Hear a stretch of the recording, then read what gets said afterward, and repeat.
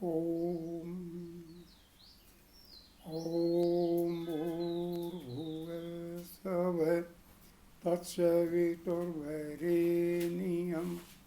भर्गो देवस्य धीमहि धियो यो न प्रचोदयात्।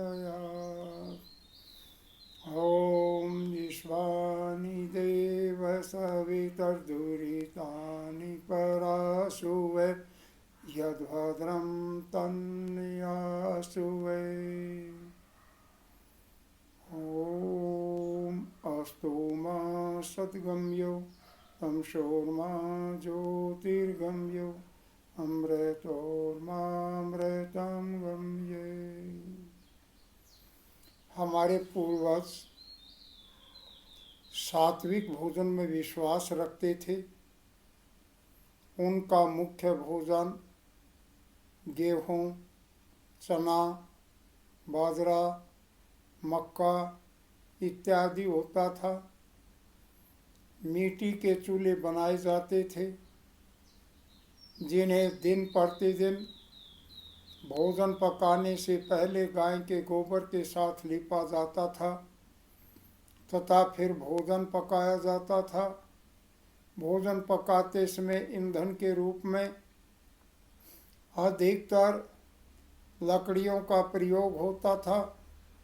भोजन के लिए जो आटा तैयार किया जाता उसे प्रतिदिन पत्थर की चक्की में स्वयं हाथ से चलाकर अन्न पीसकर तैयार किया जाता था। सब्जी और दाल आदि भोजन के लिए पकाए जाते तो उनमें जीरा, धनिया आदि का प्रयोग नहीं करते थे। नमक और हल्दी मुख्य रूप से मिलाते थे। सब्जी को बनाते समय गोबर के उपलों का अधिकतर प्रयोग करते थे। धीरे धीरे पकता रहता और उसका बड़ा अच्छा स्वाद बन जाता था। सब्जी पकाने के लिए मिट्टी के बने छोटे छोटे बर्तन होते थे जिसको बरौली, हांडी आदि बोलते थे। वे अपना खाना खाते समय कांसे के, पीतल के और तांबे के बर्तनों का प्रयोग किया करते थे। भोजन करने उपरांत बर्तन मिट्टी या राख से साफ करते थे। बाद में पानी से धो दिया जाता था। जब व्यक्ति भोजन करता बड़े शांति से बैठकर और चबा चबा कर भोजन करते थे। उनका मानना था कि जब हम मुंह में एक बार भोजन ले लेते हैं तो उसे कम से कम 52 बार चबाना चाहिए। ये दूध का प्रयोग भी पीने के रूप में, दही के रूप में और मक्खन के रूप में करते थे। जब कभी किसी व्यक्ति को गर्मी हो जाती तो उसमें आध बिलोया दूध पिला देते थे। यह दवाई का काम करता था। इसी प्रकार से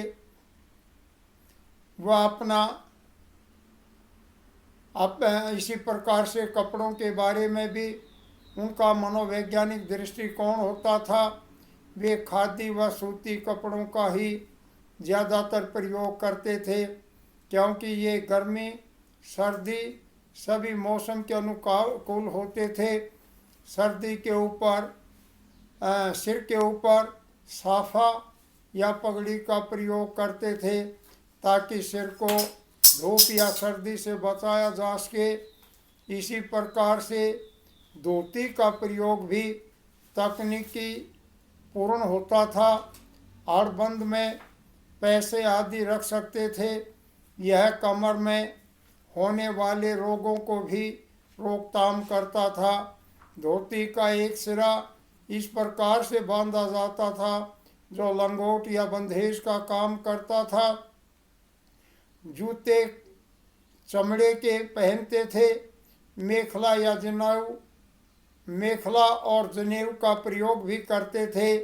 पूरे पहनावे का शरीर के ऊपर एक्यूप्रेशर और एक्यूपेंचर की पद्धति का लाभ स्वयं पहुंचता रहता था।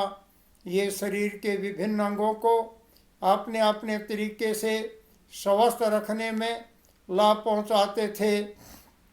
इन लोगों के बिस्तर भी सूत के बने होते थे तथा चारपाई पर्सन या सनी की स्वयं बाण बांट करके रस्सियों से तैयार की हुई होती थी, जिनके अंदर से हवा आती जाती रहती थी।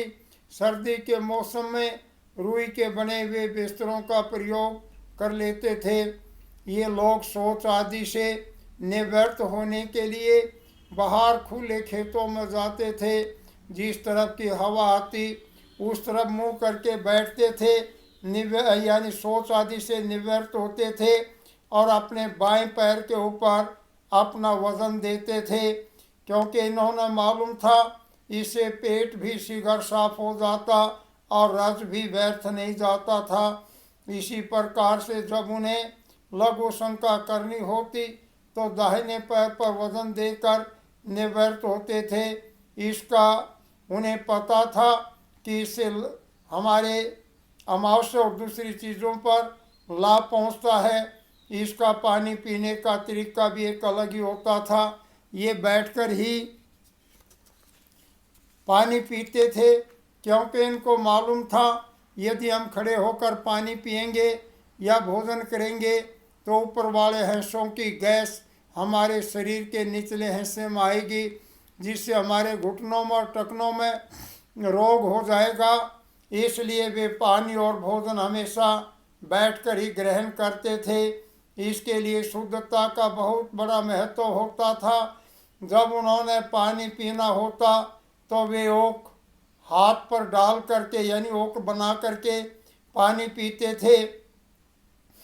और उन्होंने ये भी मालूम था कि हम ओक लगाकर जो पानी पिएंगे, ऊंचे उठा करके गिलास से पानी डालते थे। जो पानी ऊपर से आता उसके अंदर से निकलने वाली रेडिएशन आँखों के अंदर भी जाती, आँखों की रोशनी को भी तेज करती और पानी भी एक बड़ी शुद्धता के साथ पिया जाता था।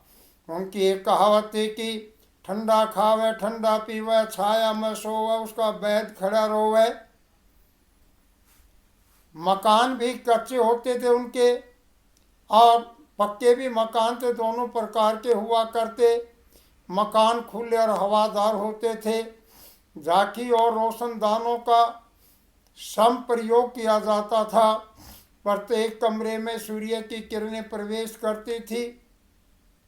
मकान बनाते समय अधिकतर इमारती लकड़ी का प्रयोग अधिक किया जाता था। दीवारों को बनाते समय भी चिकनी मिट्टी का प्रयोग करते थे। कुछ घरों के अंदर मकान बनाते समय चूने का प्रयोग करते थे। लोहे और पत्थर का प्रयोग ज़्यादा अच्छा नहीं मानते थे, क्योंकि लोहे और पत्थर के अंदर से जो रेडिएशन निकलती है वह हमें कैंसर का भी शिकार बनाती हैं। उन लोगों ने मालूम था इनके लाभ का, इसलिए वो मिट्टी का और काठ का अधिकतर प्रयोग किया करते थे।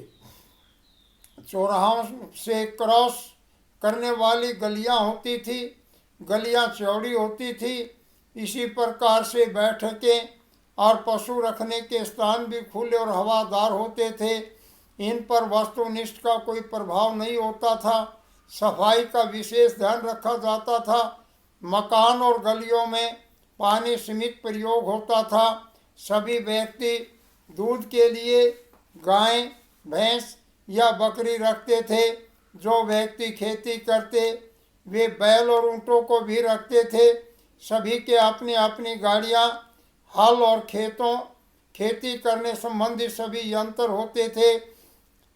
ये खेती उत्पादन में घर की आवश्यकता की सभी खाद्यान्न स्वयं उत्पन्न करते थे।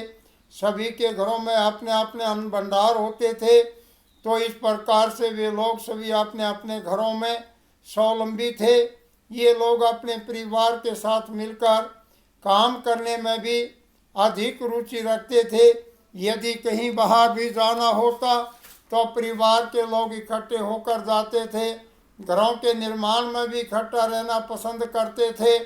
आपस में सभी परिवार के लोगों के घर एक साथ मिलकर के बने हुए होते थे। इन लोगों के लिए मित्रता का स्थान भी बहुत ऊंचा होता था। कहा जाता था कि मित्र अनेक पर खाना एक की गाथा चलती थी। दुश्मनी तो एक आधी होती थी, लेकिन जहाँ दुश्मनी होती उस घर में भी बट्टा माना जाता था। वे किसी दूसरे को कुछ नहीं कहते थे। जहाँ उनका मामला होता वे वहीं पर ही करते थे, लेकिन समय समय पर पंचायतें उनका फैसला कर देती थी। दोनों पक्ष मान लेते थे, फिर कोई भेदभाव नहीं रहता था। स्वार्थी व्यक्ति बहुत कम होते थे। बेईमान और स्वार्थी का समाज में भी स्थान कम था। ऐसे लोगों की समाज इज्जत भी नहीं करता था। स्वतंत्र भारत में राजनीतिक शिक्षा के महत्व पर कम ध्यान दिया गया। लोकतंत्र प्रणाली सबसे अच्छी है, लेकिन इसकी पवित्रता पर ध्यान नहीं दिया गया। कुछ स्वार्थी नेताओं ने राजनीति का अर्थ गलत निकाल लिया।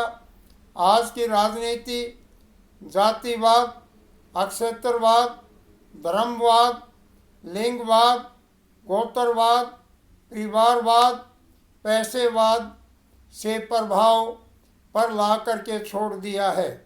यह राष्ट्र के लिए अच्छा संदेश नहीं है। राजनीतिक विज्ञान को प्राथमिकता के आधार पर लेना होगा।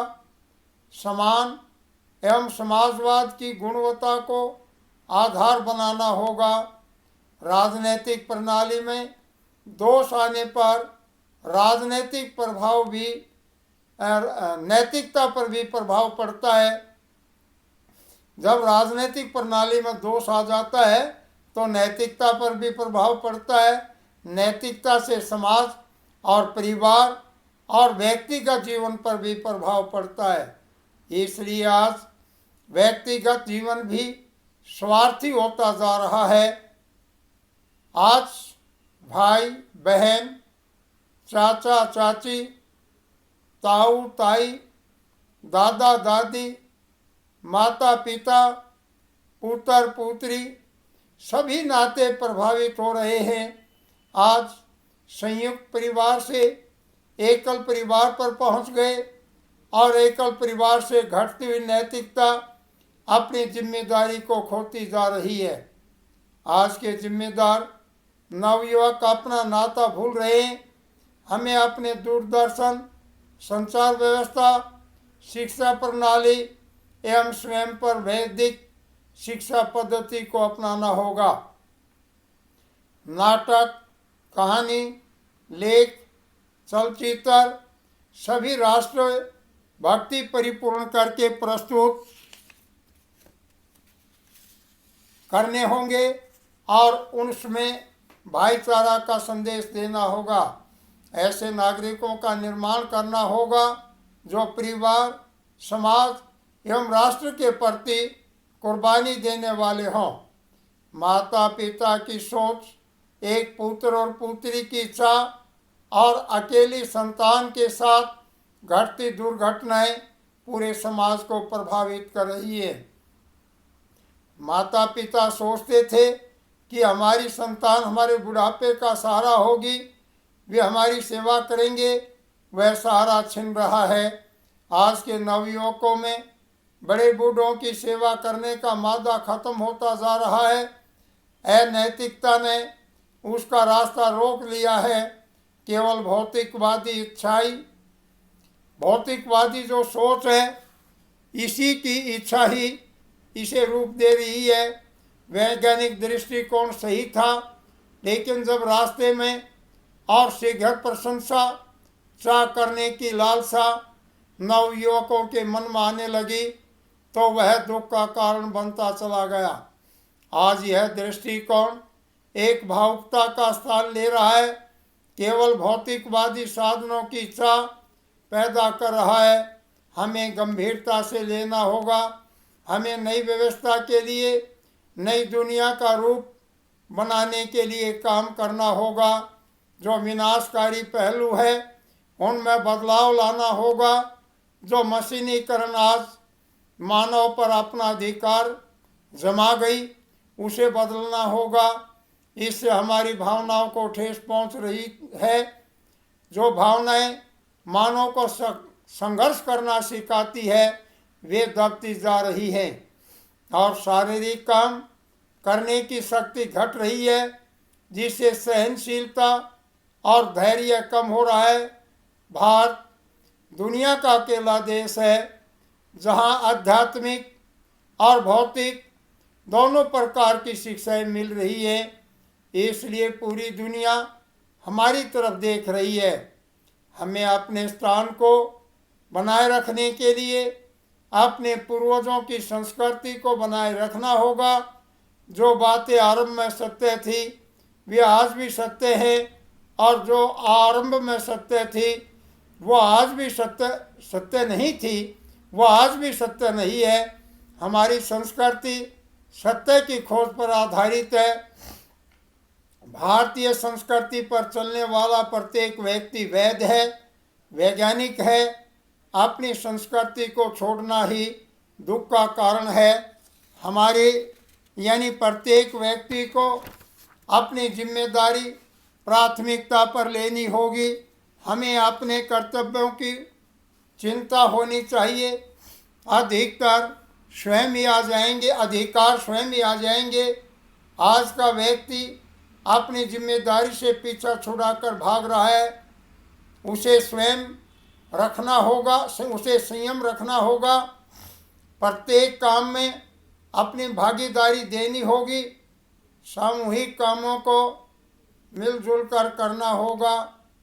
वैज्ञानिक दृष्टिकोण के बदलते भाव और पिछड़ती संस्कृति के कारण जो वातावरण बनता जा रहा है, जिसमें चोरी, डकैती, लूट खसोट, कत्लेआम, भूखमरी, दुर्घटना, बेरोजगारी, बीमारी, आतंकवाद, भ्रष्टाचार, मिलावट, युवा शक्ति का दिशाहीन, राष्ट्रीय भावना के प्रतीक या राष्ट्रीय भावना के साथ खिलवाड़, गिरता चरित्र आदि अन्य कमियां जो आज समाज में तेजी से आ रही हैं, उनका मूल कारण हमारी वैदिक संस्कृति से विपरीत दिशा में जाना है। हमारी मूल संस्कृति वेद और शास्त्रों में निहित है। हमें वेदों की तरफ जाना होगा, तभी सभी समस्याओं का हल संभव हो सकता है। यदि अपनी शिक्षा प्रणाली में वेदों को प्राथमिकता देकर चलें तो सभी समस्याएं अपने आप खत्म हो जाएंगी। हर समस्या का निदान वेद के अंदर निहित है। यही हमारी मूल संस्कृति है। ओम ईश्वानि देव सवितर्दुरितानि पराशुवे यद्भद्रं तन्यासुवे। ओम शांति शांति शांति। ओम।